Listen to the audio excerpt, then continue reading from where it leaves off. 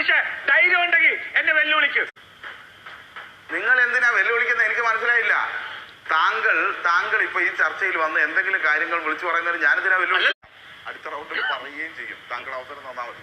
പിന്നെ ഇലക്ഷൻ ബോണ്ടിലൂടെ രാജ്യത്ത് കോടാനുകോടി രൂപ വാങ്ങിയത് BJPയും കോൺഗ്രസുമെല്ലാണ്. അതിൽ 1 രൂപ പോലും കോർപ്പറേറ്റുകളിൽ നിന്ന് വാങ്ങാതിരുന്ന പാർട്ടിയുടെ പേര് CPM ആണ്. CPM ആണ് ഇടതുപക്ഷ. CPMന്റെ ഇൻകം ആൻഡ് എക്സ്പെൻഡിച്ചർ സ്റ്റേറ്റ്മെന്റ് 46ാമത്തെ സീരിയൽ നമ്പർ 46ാമത്തെ serial number Megha engineering and infrastructure limited Hyderabad 25 ലക്ഷം രൂപ ചെക്കായിട്ടാണ് മേടിച്ചിരിക്കുന്നത്.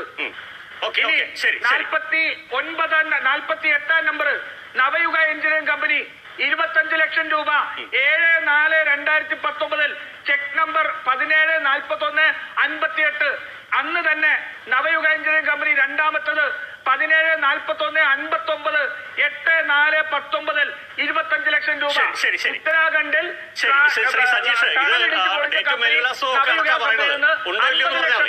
മേഘ കൺസ്ട്രക്ഷൻസ് 25 ലക്ഷം. സതീഷ് ധൈര്യം ഉണ്ടെങ്കിൽ എന്നെ വെല്ലുവിളിക്ക്. ധൈര്യം ഉണ്ടെ പറ. എന്നിട്ട് റാഷിദിന് ഞാൻ അയച്ചു തരാം, ഒന്ന് പ്രസിദ്ധീകരിക്കൂടെ? നിങ്ങൾ എന്തിനാ വെല്ലുവിളിക്കുന്നത് എനിക്ക് മനസ്സിലായില്ല.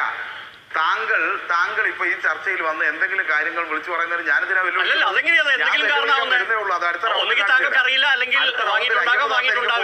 പൂർണ്ണ സമയം തരട്ടെ. ഞാൻ വെല്ലുവിളിച്ച് കാണിച്ചു തരാം.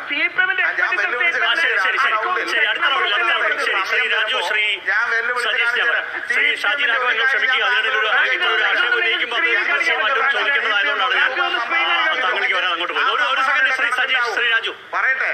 CPMന്റെ 1 രൂപ സംഭാവന വാങ്ങിയിട്ടുണ്ടെങ്കിൽ അതിന്റെ കണക്കുണ്ടാവും. ഞങ്ങൾ കോർപ്പറേറ്റുകളിൽ നിന്ന് സംഭാവന വാങ്ങാത്ത ഇന്ത്യയിലെ രാഷ്ട്രീയ പാർട്ടി CPM. ഇപ്പൊ ദേശാഭിമാനി വാർത്ത ചെയ്തിട്ടുണ്ടെന്ന് പറയുന്നു. മേഘ കൺസ്ട്രക്ഷൻസ് ഏറ്റവും ഒരു ഇതായിട്ടുള്ള കമ്പനിയാണെന്നുള്ളത് പറയുന്നു. നിങ്ങൾ 2021-22 സാമ്പത്തിക വർഷത്തിൽ മേഘ കൺസ്ട്രക്ഷനിൽ നിന്ന് 25 ലക്ഷം രൂപ നിങ്ങൾ മേടിച്ചിട്ടുണ്ടോ? വ്യക്തമാക്കാവോ? 25 ലക്ഷം രൂപ 2021-22 ഈ പറയുന്ന ഇന്ന് ദേശാഭിമാനി ലേഖനം എഴുതിയ കമ്പനിയിൽ നിന്ന് 25 ലക്ഷം രൂപ നിങ്ങൾ മേടിച്ചിട്ടുണ്ടോ? നവയുഗ കൺസ്ട്രക്ഷൻ കമ്പനി ഹൈദരാബാദിൽ നിന്ന് ഉത്തരാഖണ്ഡിലെ ടണൽ ഉൾപ്പെടെ തകർന്ന കമ്പനിയാണ്. അവരിൽ നിന്ന് 25 ലക്ഷം രൂപ നിങ്ങൾ മേടിച്ചിട്ടുണ്ടോ? സജീഷ് പറയണം. ഇന്നത്തെ ദേശാഭിമാനി മേഘ കൺസ്ട്രക്ഷൻസിനെ കുറിച്ചാണ് എഴുതിയേക്കുന്നതെങ്കിൽ ആ കമ്പനിയിൽ നിന്ന് 25 ലക്ഷം രൂപ മേടിച്ചവരാണിവർ.